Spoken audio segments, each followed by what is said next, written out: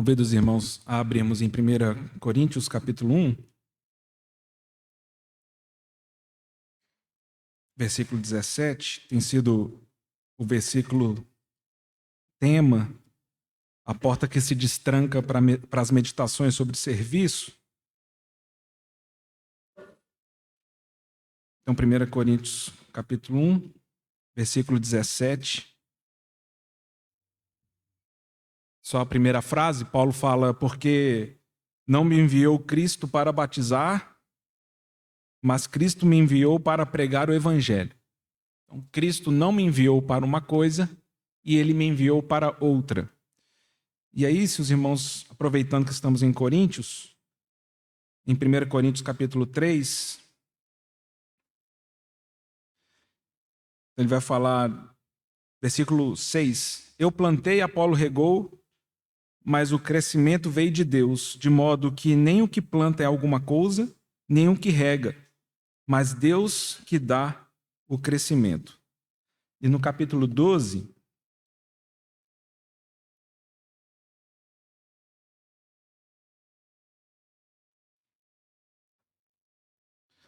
no versículo 15, versículo 14, porque também o corpo não é um só membro, mas muitos.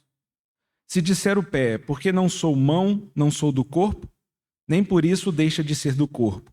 Se o ouvido disser, porque não sou olho, não sou do corpo, nem por isso deixa de o ser. Se todo o corpo fosse olho, onde estaria o ouvido? Se todo fosse ouvido, onde o olfato? Mas Deus dispôs os membros, colocando cada um deles no corpo, como lhe aprouve. Não vou entrar aqui nesses textos do capítulo 3 e 12. Se o senhor permitir, mais para frente nós poderemos aprofundar essas duas figuras que Paulo usa. Mas aproveitando que estamos lendo Coríntios, eu queria trazer um princípio, ou na verdade eu queria relembrar os irmãos de um princípio que me parece que todos nós sabemos nas Escrituras, mas nós esquecemos com o tempo. É que Deus, conforme a vontade dele, ele nos confia serviços, ministérios e capacitações distintas. Nós somos diferentes uns dos outros, colocados no mesmo corpo, tendo um só Deus, um só Espírito, capacitados pelo mesmo Deus para serviços diferentes. Nós deveríamos decorar isso e trazer isso para o nosso coração. Nós temos falado aqui sobre ministério e sobre serviço, porque é muito bonito que o apóstolo Paulo ele tinha clareza daquilo que o Senhor não havia enviado. E ele tinha muita clareza daquilo que o Senhor confiou na mão dele. E isso já é um para casa para cada um de nós. Aquilo que o Senhor tem confiado a cada um de nós, no serviço da sua casa. Qual que é o nosso ministério? Qual que é o nosso dom? Onde o Senhor tem nos chamado para trabalhar em favor do seu propósito?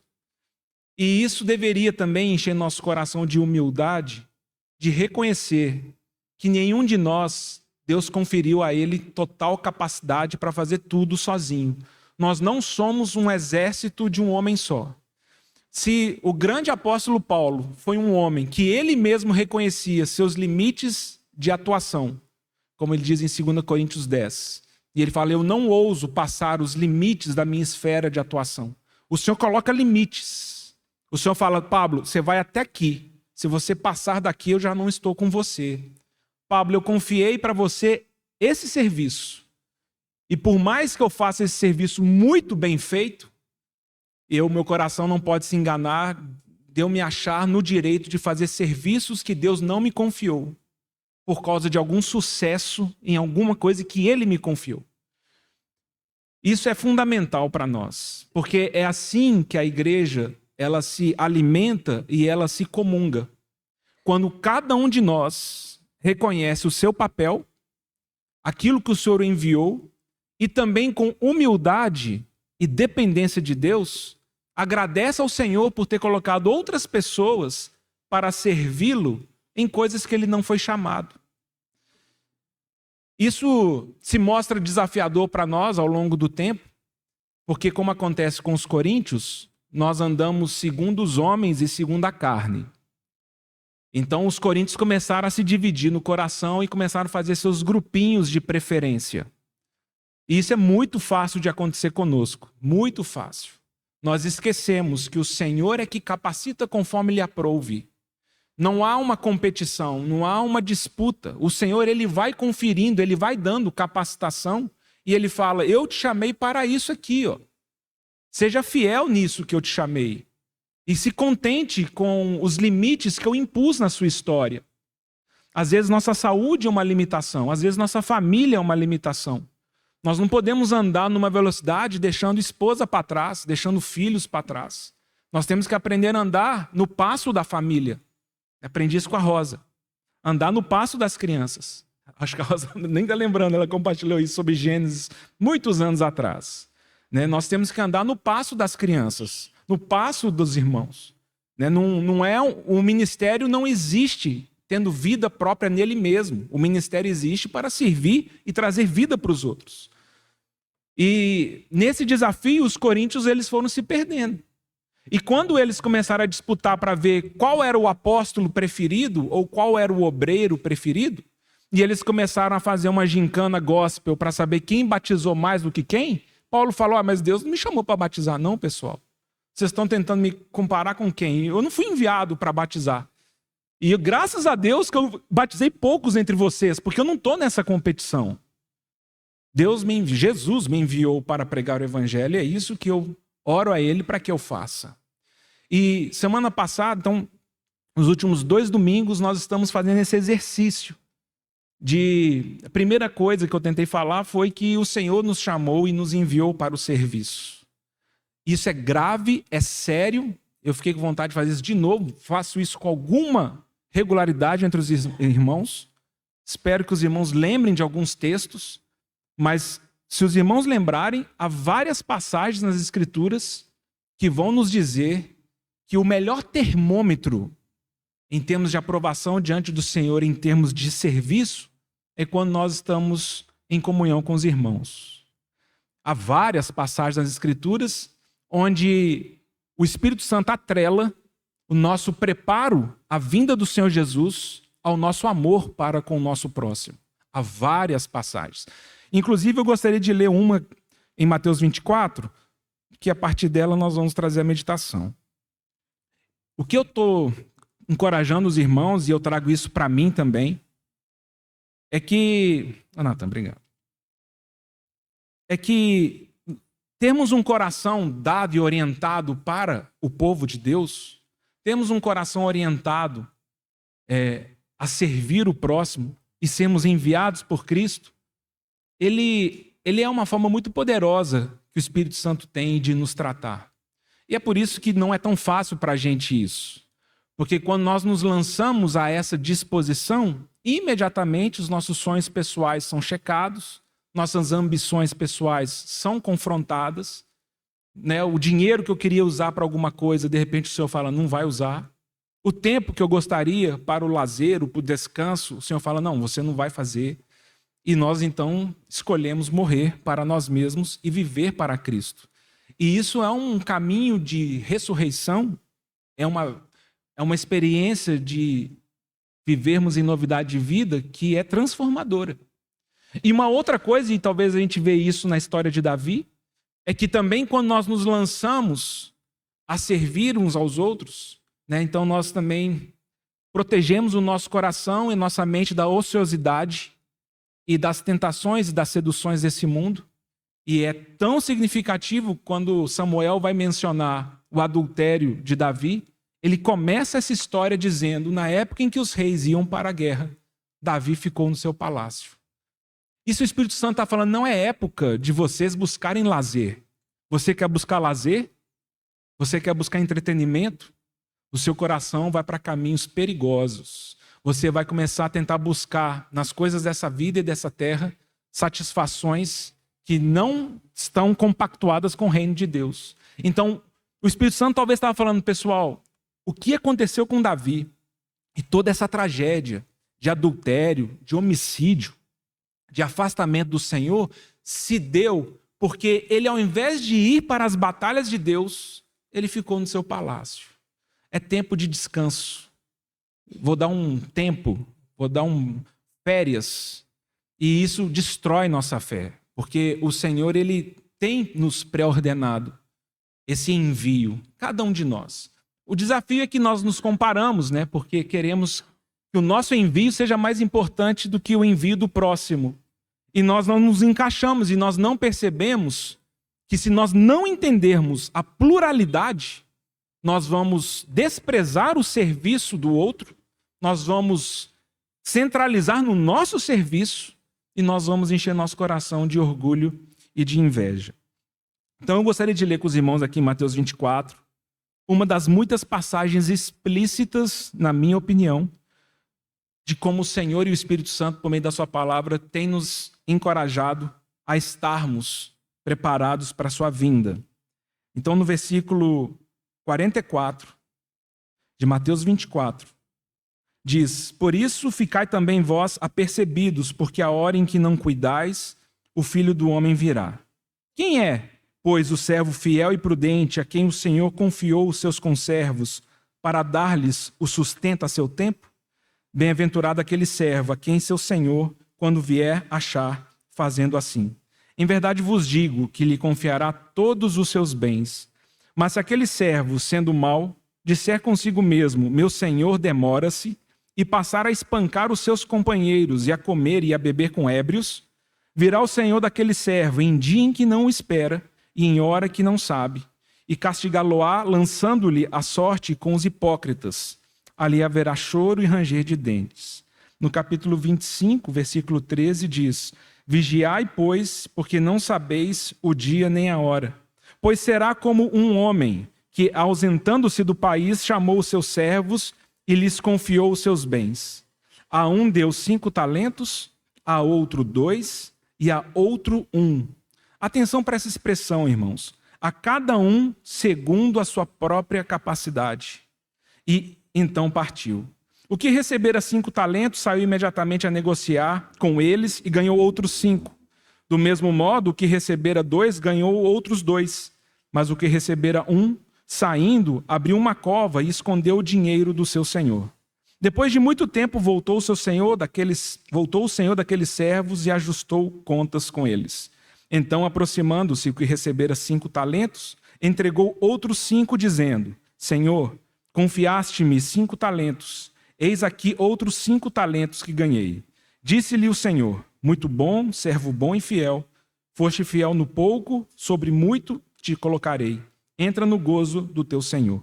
E aproximando-se também o que recebera 2 talentos, disse: Senhor, 2 talentos me confiaste. Aqui tens outros 2 que eu ganhei. Disse-lhe o Senhor: muito bem, servo bom e fiel. Foste fiel no pouco, sobre o muito te colocarei. Entra no gozo do teu Senhor.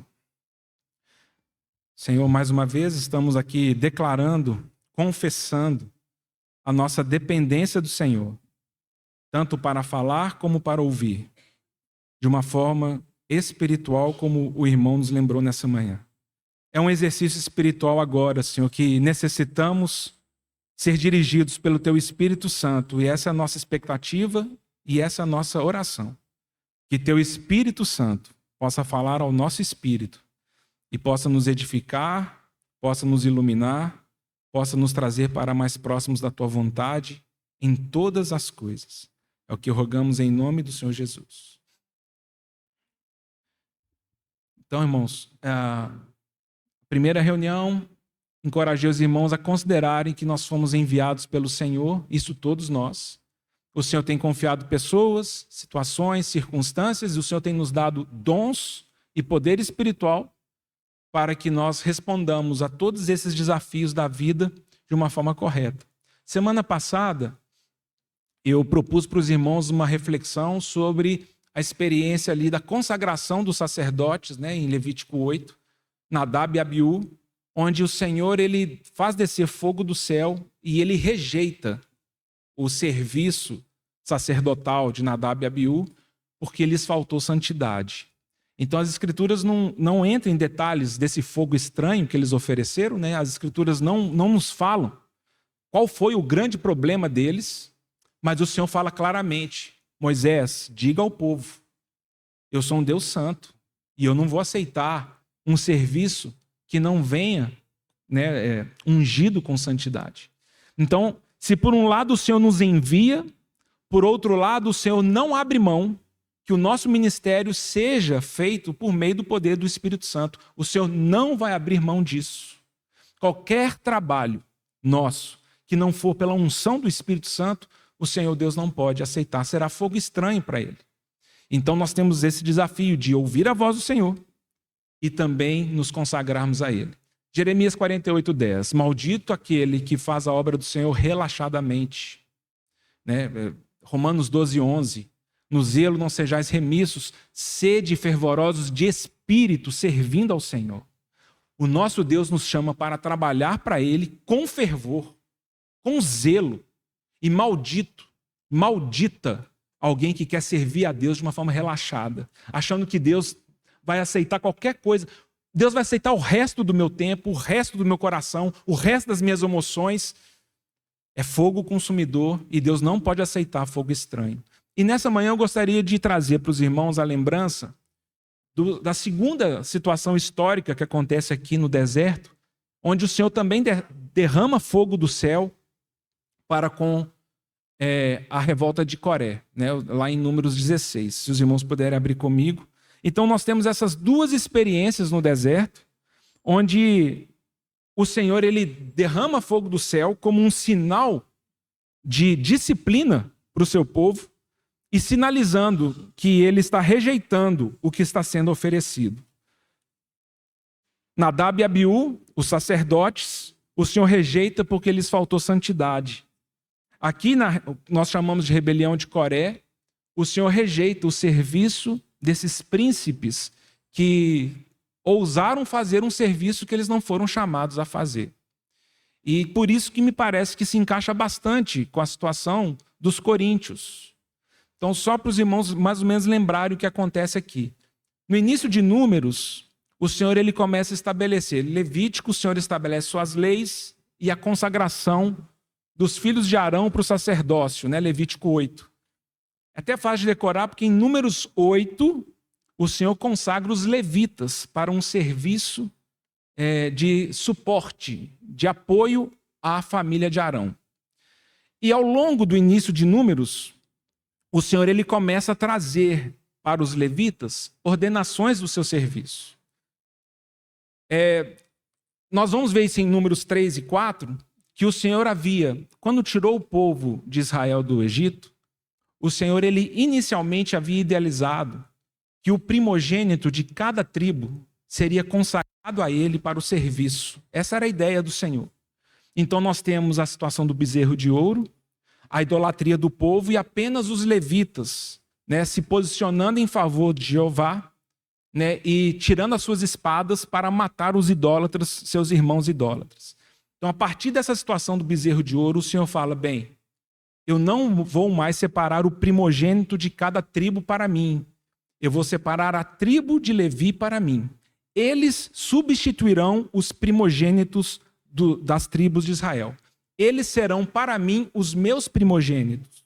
E agora o serviço na minha casa será entregue completamente à tribo de Levi. Só que na tribo de Levi haviam suas famílias. Então as escrituras falam pelo menos de 4. Nós temos a família de Arão, os filhos de Arão, onde o Senhor entrega para os filhos de Arão o sacerdócio, o trabalho no tabernáculo e depois com Salomão, o serviço sacerdotal na casa de Deus. Eles eram responsáveis pelos sacrifícios, né? Eles eram responsáveis por receber as ofertas do povo, eles eram os responsáveis para entrar no santo lugar. E tinham mais 3 famílias, né, mencionadas nas escrituras aqui, filhos dos levitas. Filhos Gerson, Coate e Merari. Então nós temos os gersonitas, os coatitas e os meraritas. E ao longo aqui de Números, nós vamos aqui de Números 3 até Números 8, o Senhor começa a definir o trabalho de cada um desses levitas. Então ele fala, com respeito aos gersonitas, aos filhos de Gerson, e ele separa a relação. E aos filhos de Coate, ele separa a relação. E os filhos de Merari, ele separa a relação. Então, nós falamos, nossa, coisa boa. somos separados do Senhor para servir. Aí chega lá os gersonitas, chega os coatitas, chega os meraritas, fala assim, Senhor, o que nós vamos fazer? Aí o Senhor vai falar para eles. Ele vira para um e fala assim, vocês vão carregar a tábua do tabernáculo. É isso que vocês vão fazer.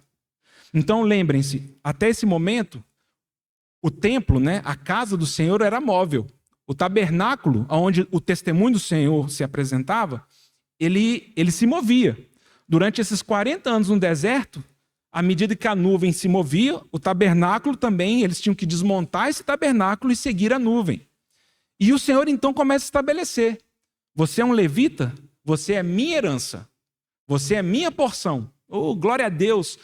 Eu te chamei para me servir. Louvado seja Deus. Então, olha, eu quero te falar. O seu trabalho é desmontar as tábuas da tenda e carregar nas suas costas. Nó, piorou demais. É isso, Deus, que o Senhor tem para mim? E aí o Senhor ele vai separando as funções e ele deixa muito claro. Olha, vocês não podem entrar para oferecer serviço no sacerdócio. Isso pertence aos filhos de Arão.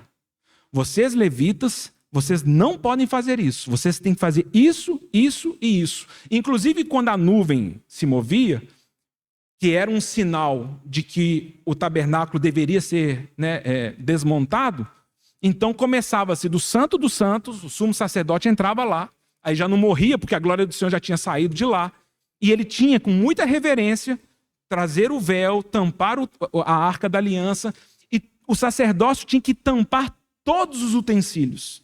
Aí a Bíblia fala assim, só depois que todos os utensílios foram velados, guardados, os levitas poderiam entrar para transportar esses utensílios. Se um levita entrasse e fizesse alguma coisa que não foi ordenado, ele deveria ser morto.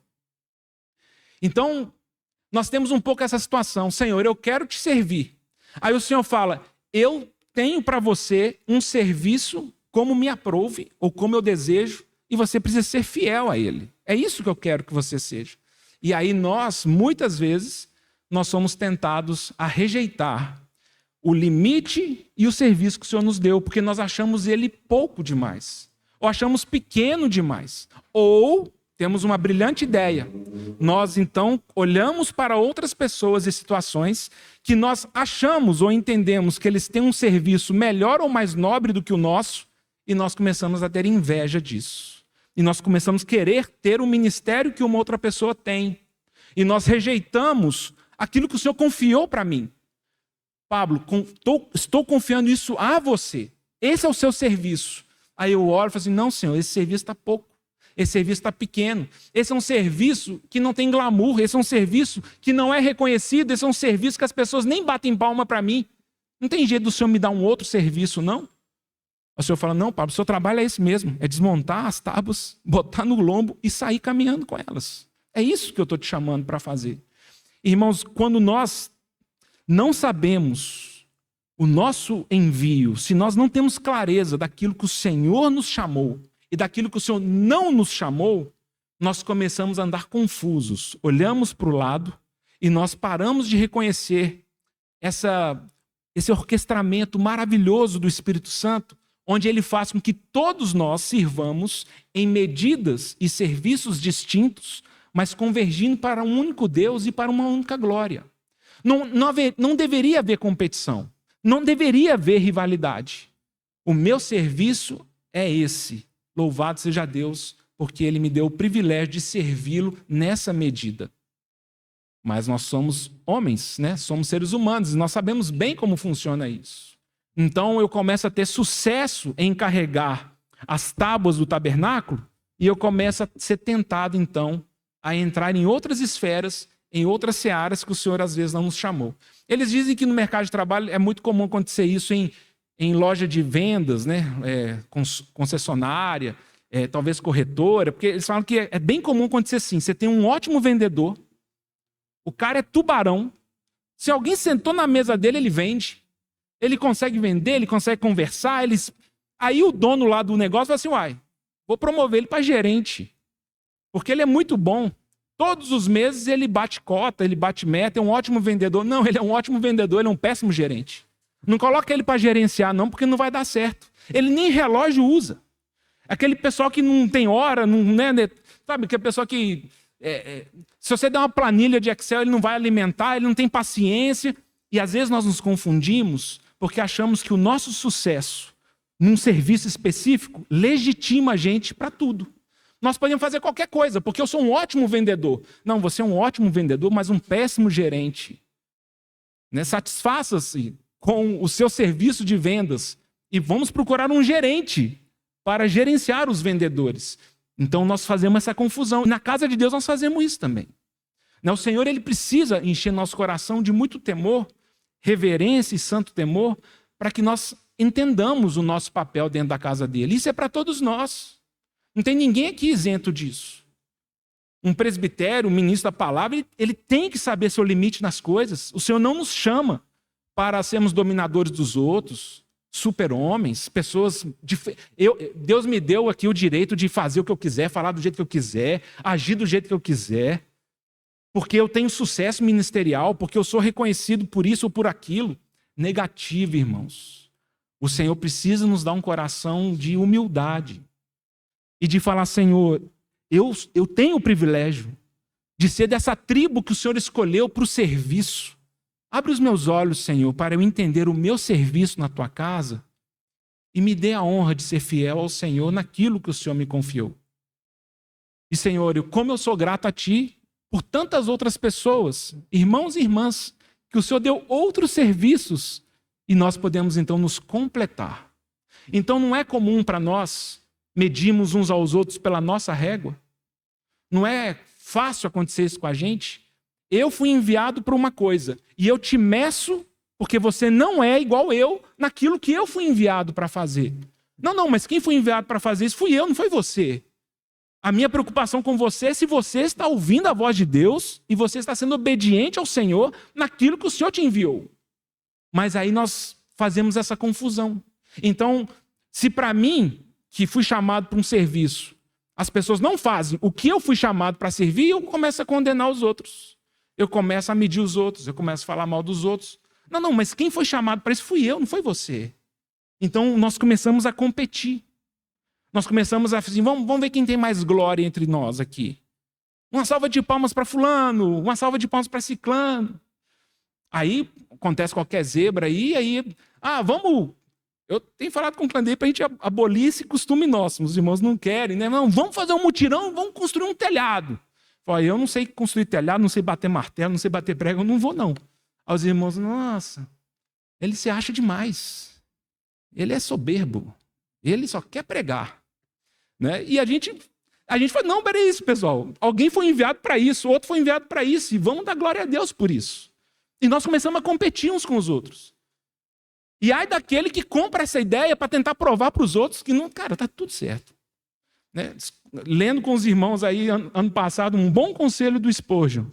Né? E aí ele fala do pastor ou do ministro, mas eu acho que serve para qualquer irmão que serve. Tem um olho cego e um ouvido surdo. Não fica tentando se salvar de tudo, não, porque não faz sentido. É verdade que você disse isso e eu tento... Não.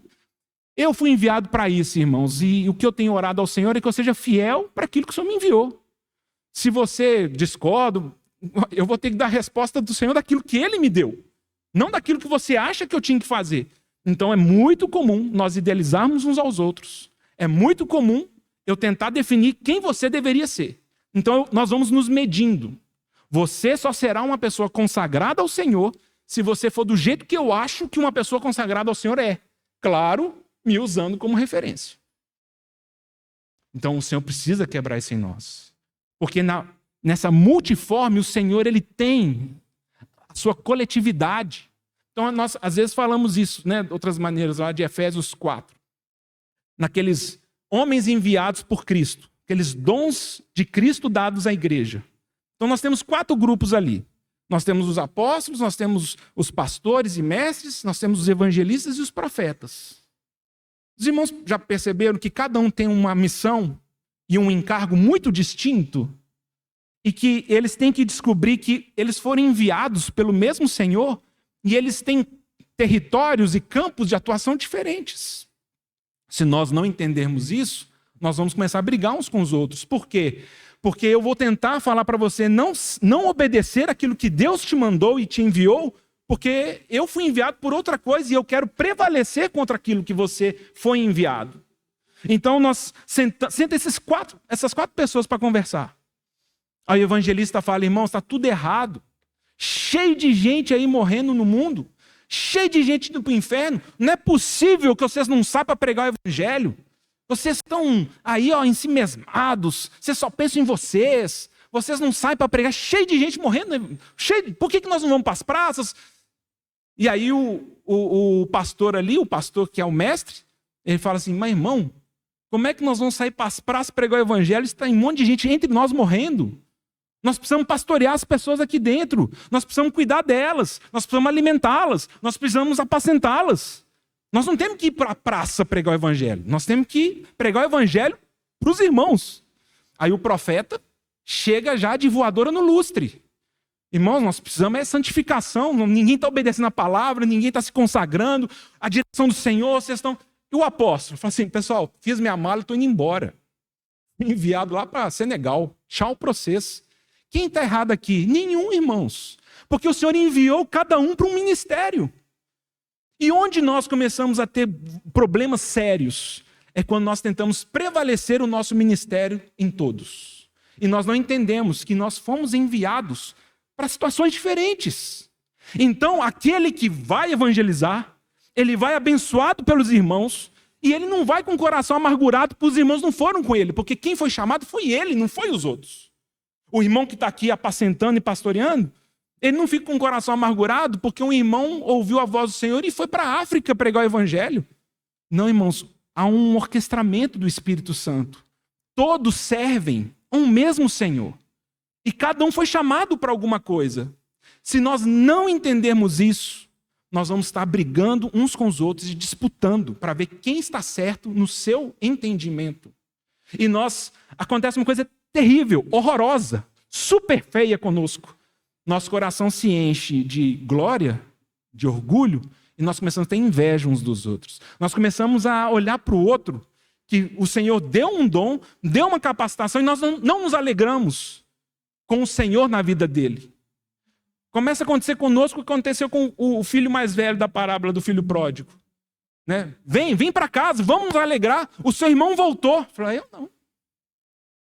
eu não tenho motivo nenhum para me alegrar. O Senhor deu anel, vestiu ele de novo, né, matou lá o novilho cevado. Eu não vou me alegrar com isso. É muito injusto isso.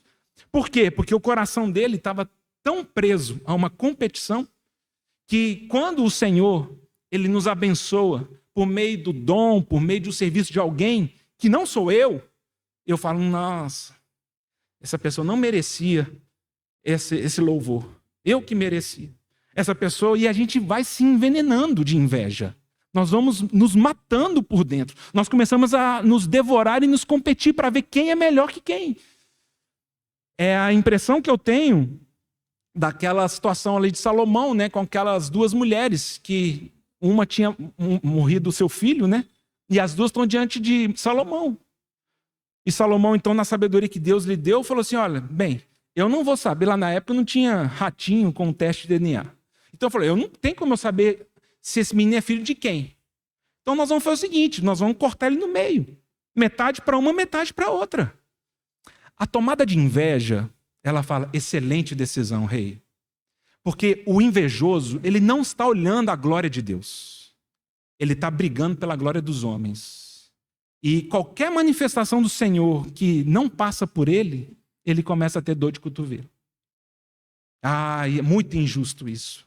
Essa pessoa não merecia. Eu conheço a vida dela. Esse serviço, esse ministério. Então a outra, a verdadeira mãe, ela fala: rei, não faça isso. Ela pode ficar com a criança. Não mata a criança.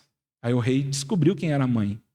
Porque no nosso ambiente, a inveja e a competição por ministérios e uma falta de clareza e de confusão de que fomos enviados para serviços diferentes nos faz competir uns com os outros, ao invés de entender que tudo é para a glória de Deus.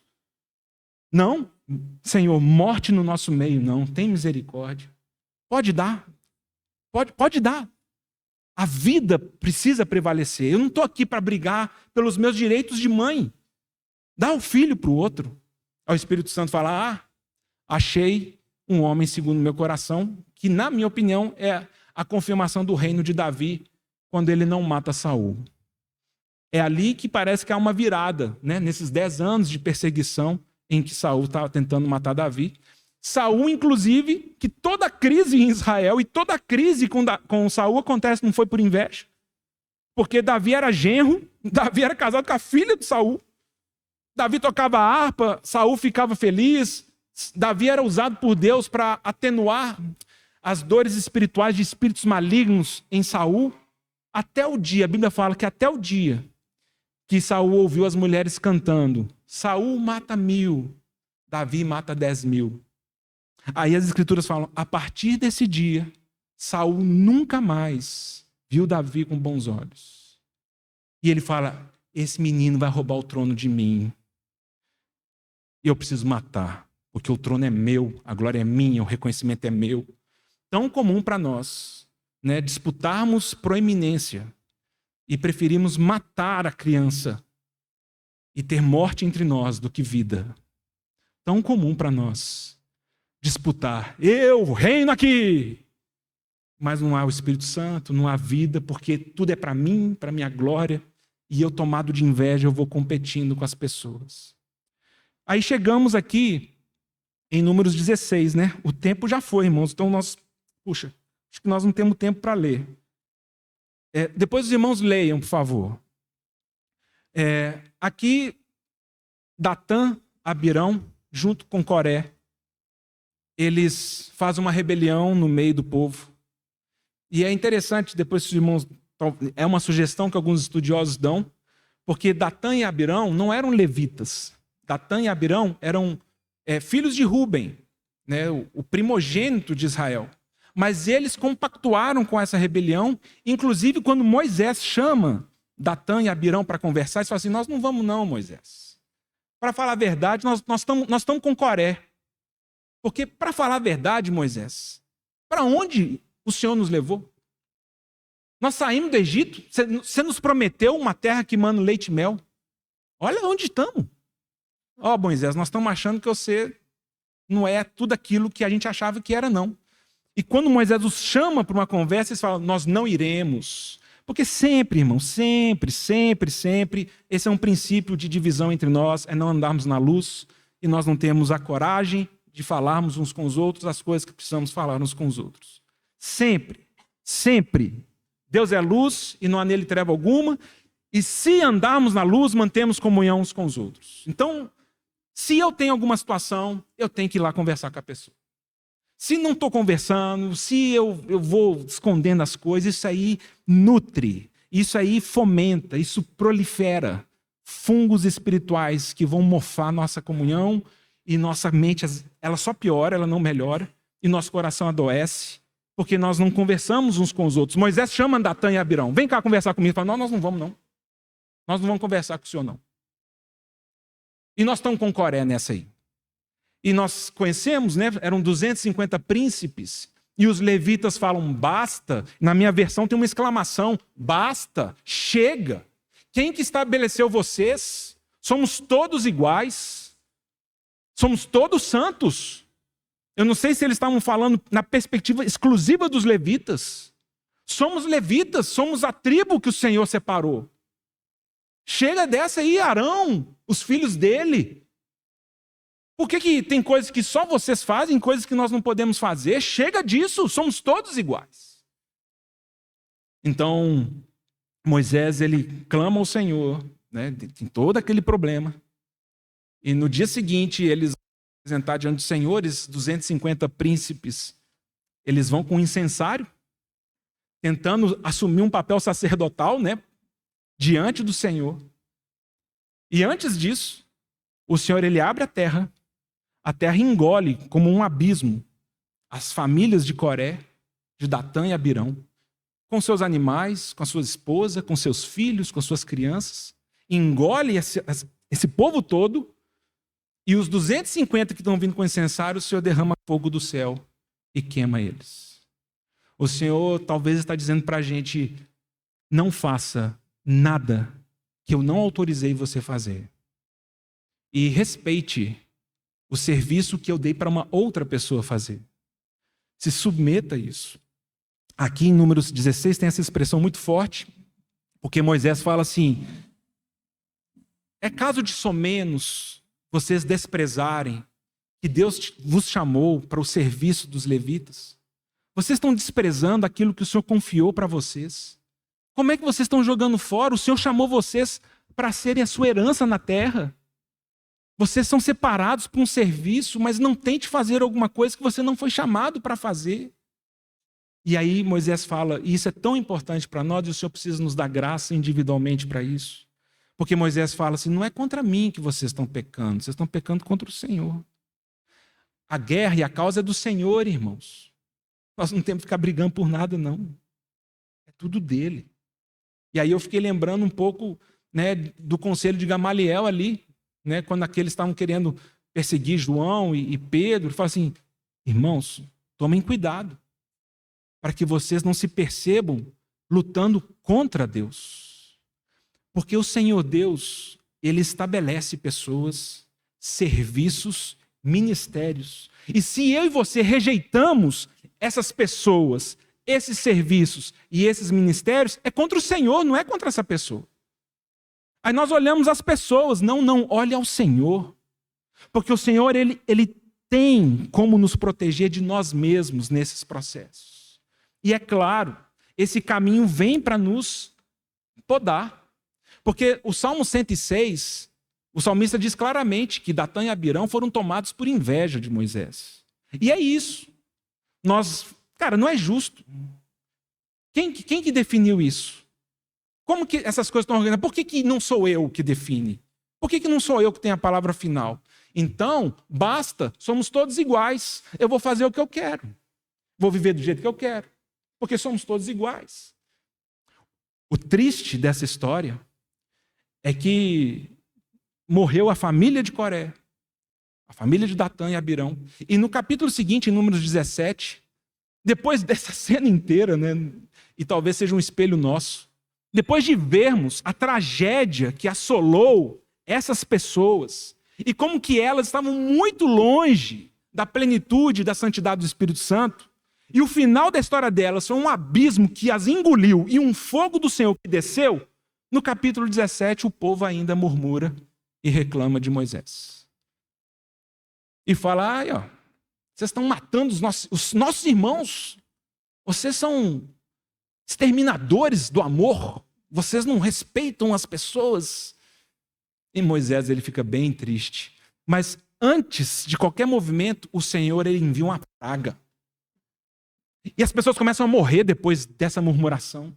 E Moisés fala: Arão, ofereça um sacrifício para o Senhor rápido, vai morrer muita gente. Esse espírito de rivalidade, de competição mata, irmãos. Mata mesmo. Você não deveria ter o dom que você tem.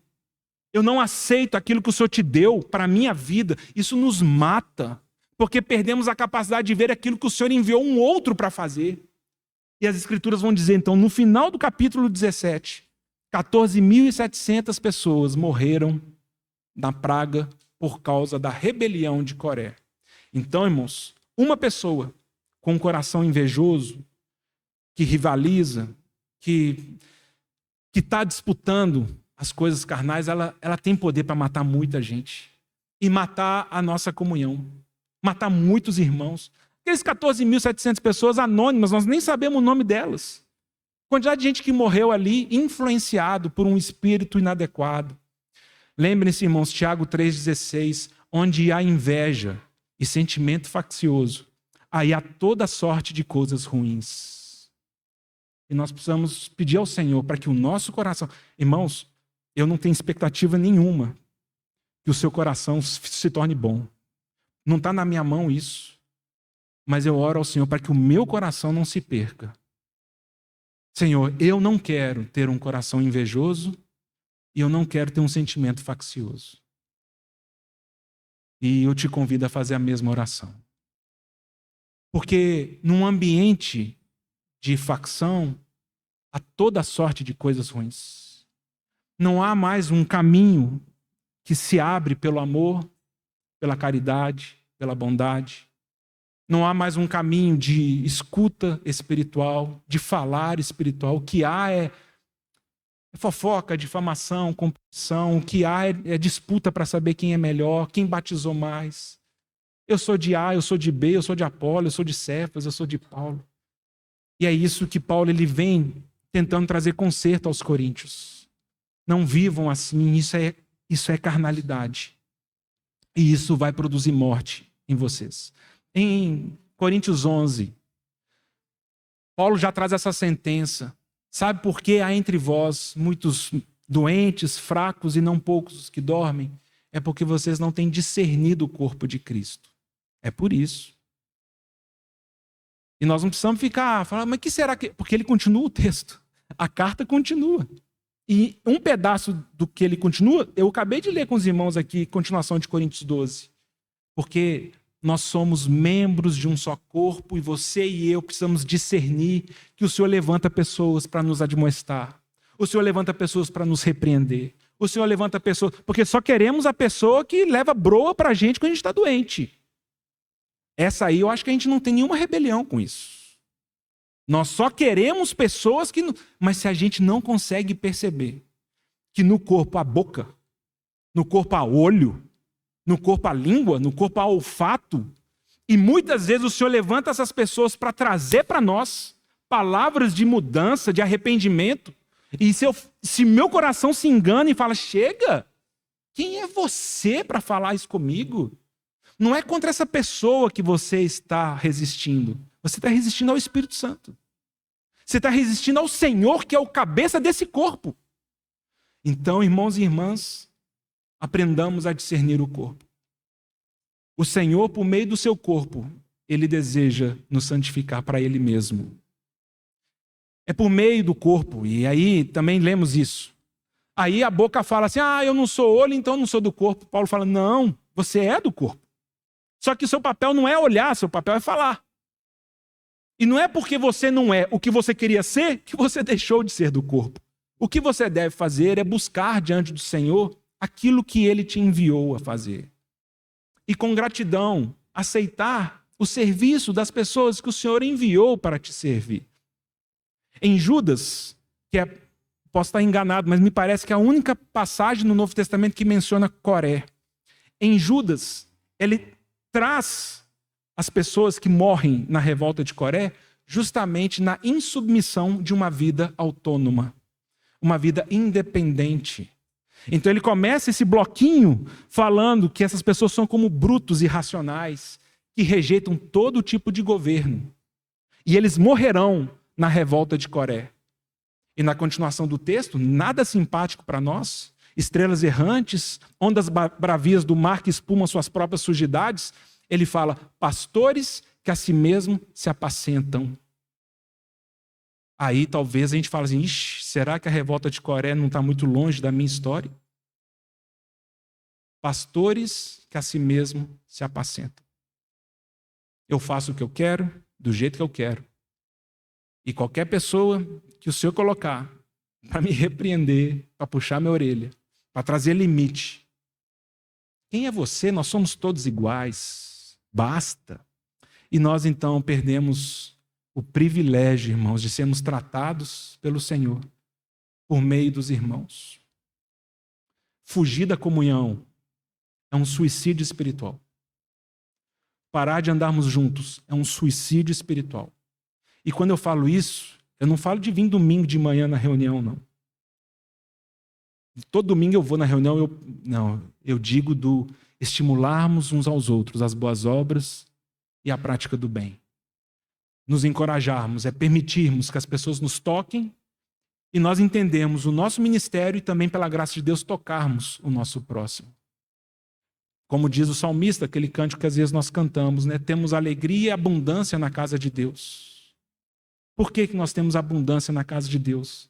Porque o Senhor coloca para nos servir profetas, mestres, pessoas com discernimento espiritual. O Senhor coloca pessoas com intercessão. O Senhor coloca e Ele orquestra tudo.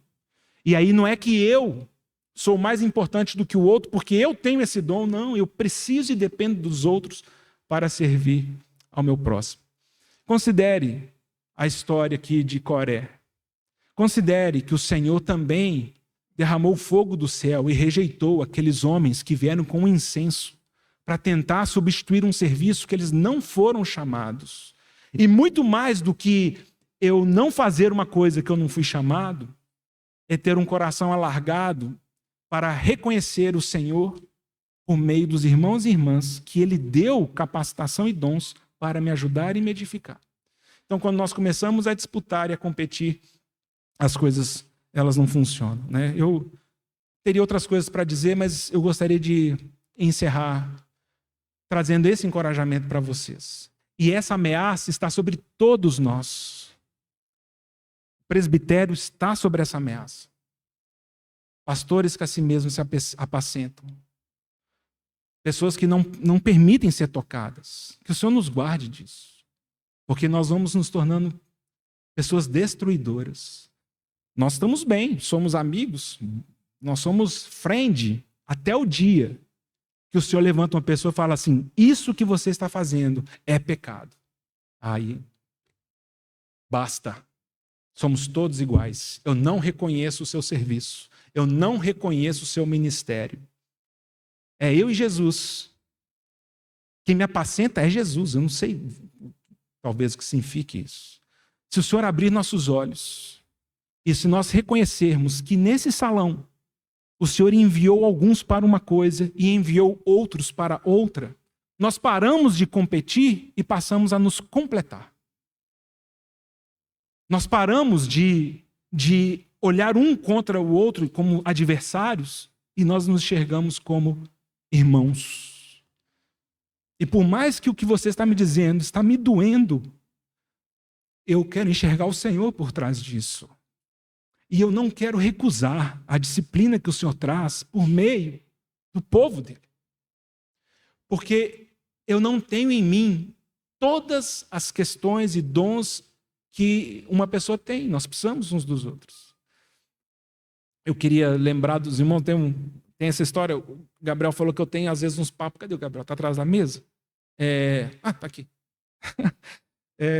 Fala que às vezes tem uma abordagem meio de coach. Aí tem uma história que eu vi, né, até daquele livro Comece pelo Porquê, do propósito lá do Sinek.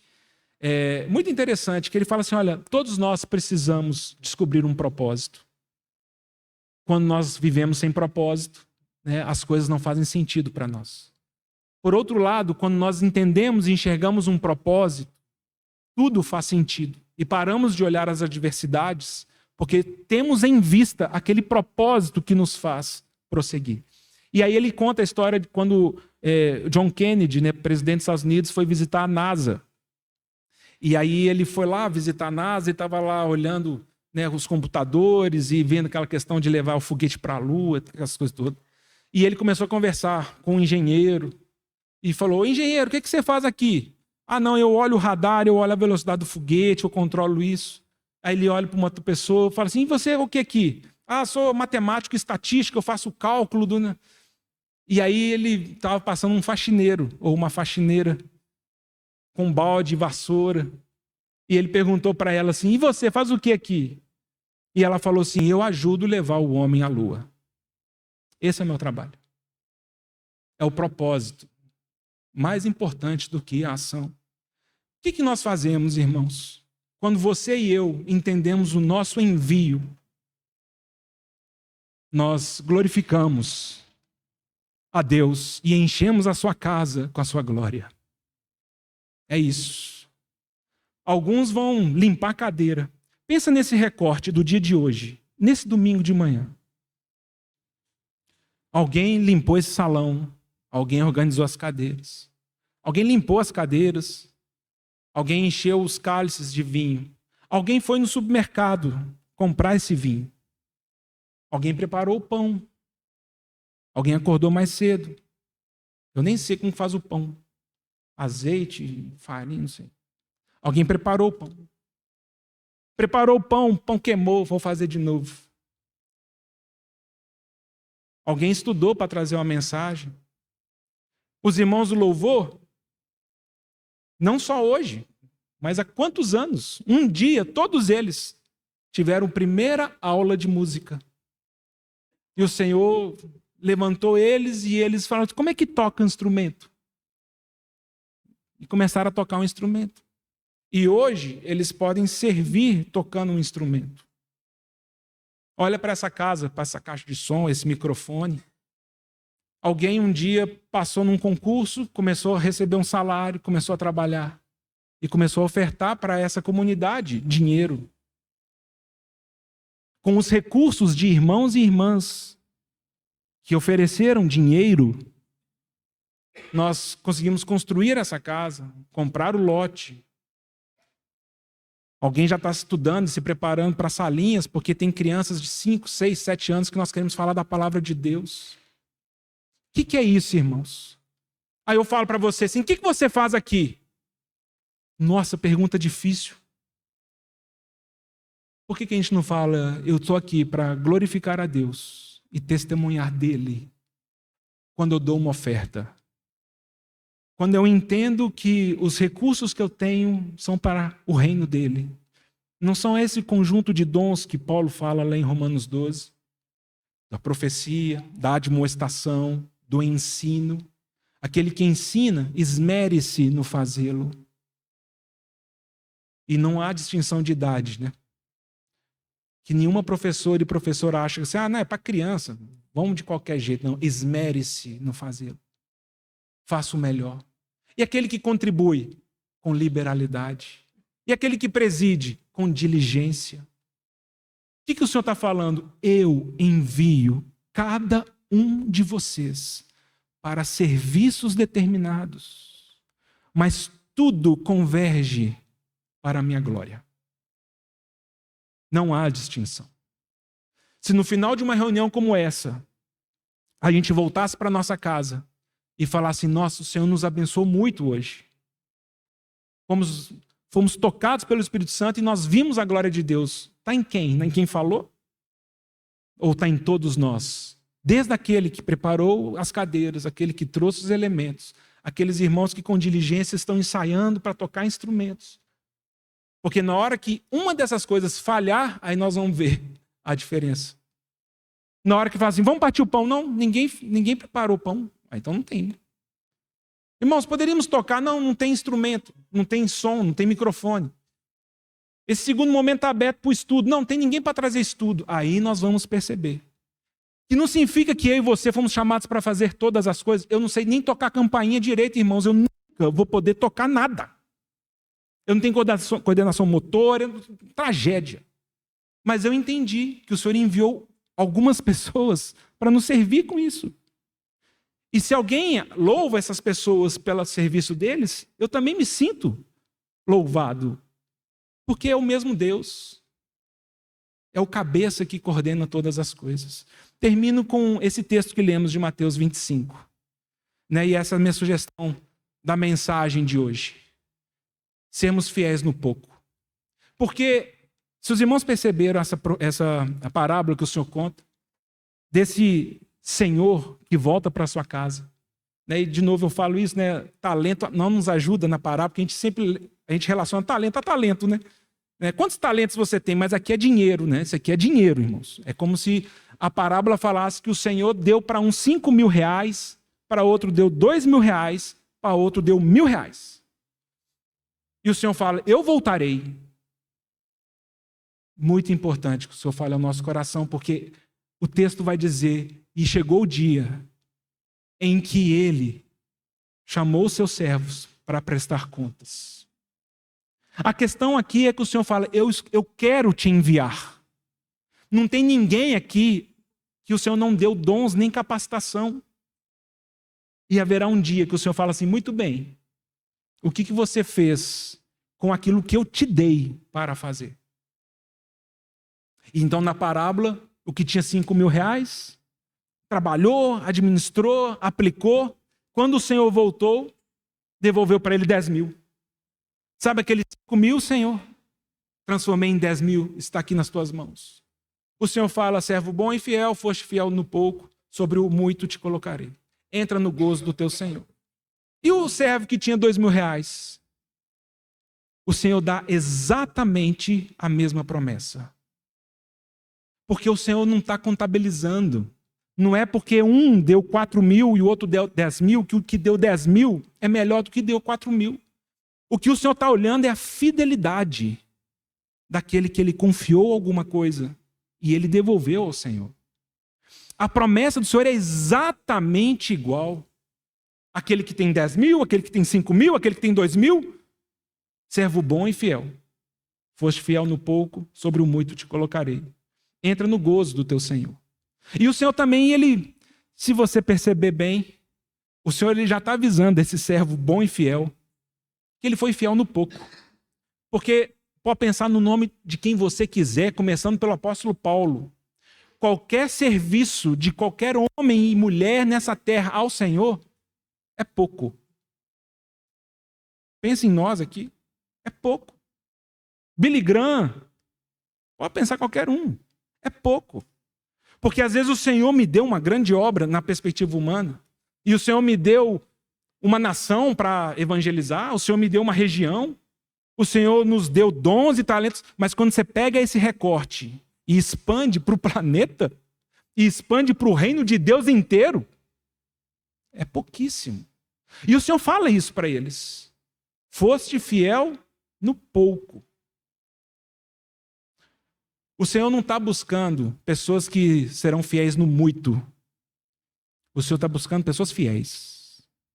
E não importa o que nós trabalharmos e fizermos ao Senhor, naquele dia, nós vamos descobrir que foi pouco ao Senhor. Mas é Ele que poderá dizer, você foi fiel no pouco, sobre muito eu te colocarei. Entra no meu gozo.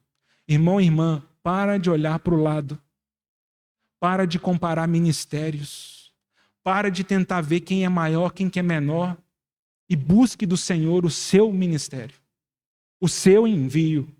Peça ao Senhor, Senhor, o que eu te peço é que eu seja fiel no pouco. Aquilo que o Senhor tem dado nas minhas mãos. O que eu quero, Senhor, é que naquele dia, quando eu estiver diante do Senhor, o Senhor exalte a minha fidelidade a Ti. Se o Senhor tem me dado rolos de cortina para carregar, Senhor, eu quero ser fiel nisso. Se o Senhor tem me dado desmontar um tabernáculo e carregar madeira nas costas, Senhor, eu quero ser fiel a isso. Eu quero ser fiel no pouco que o Senhor tem me confiado. Para que não aconteça conosco, né? Já mencionamos, Samuel falou isso há pouco tempo, eu já tinha falado também, João 21, versículo 21 ali. Pedro conversando com o Senhor depois daquele assunto todo. E eu acho que isso nos salva e cura muito o nosso coração. Isso é um caminho de cura para a gente. Porque Pedro está lá conversando com o Senhor um pouquinho antes. O Senhor fala assim, tu me amas, Pedro? Ele, sim, te amo, Senhor, e apacenta minhas ovelhas. Pedro, o Senhor me ama? E Pedro, o Senhor fala assim, Pedro, chegará o dia em que você não irá mais para onde você quer ir e você será levado para um lugar que você não quer ir por causa de mim. E João, que escreve o livro, ele fala, com isso o Senhor Jesus estava dizendo com respeito à morte de Pedro. Então João estava entendendo e talvez Pedro também entendeu. Aí Pedro fala assim, já que nós estamos nesse bate-papo gostoso, né, quase íntimo, né, o Senhor Jesus falando comigo, se eu amo e ele me dando... Aí ele fala para o Senhor, Senhor, e quanto a este aqui? E João aqui? O Senhor Jesus sapecou um Noé para Pedro. Noé da sua conta, Pedro. Literalmente. O Senhor fala para Pedro, não te importa, Pedro. Quanto a ti, segue-me. Eu acho que essa é a palavra do Senhor Jesus para cada um de nós. Não olha para o lado, não olha para a pessoa. Porque quando nós olhamos para o lado e para a pessoa, pode acontecer duas coisas conosco. E as duas são destruidoras. Ou nós nos enchemos de vanglória, ou nós desanimamos de prosseguir. E quanto a este, Senhor, não é da sua conta, Pablo. O que te importa é que você precisa me seguir. E a minha oração pela minha vida e pela vida de você é que nós olhemos apenas para o Senhor. e entendamos de uma forma muito clara as coisas que o Senhor tem confiado a cada um de nós para fazer. E pedir ao Senhor que nos dê um coração fiel para fazermos aquilo que Ele tem nos confiado a fazer e sermos servos bons e fiéis até o fim, né? Que o Senhor nos abençoe.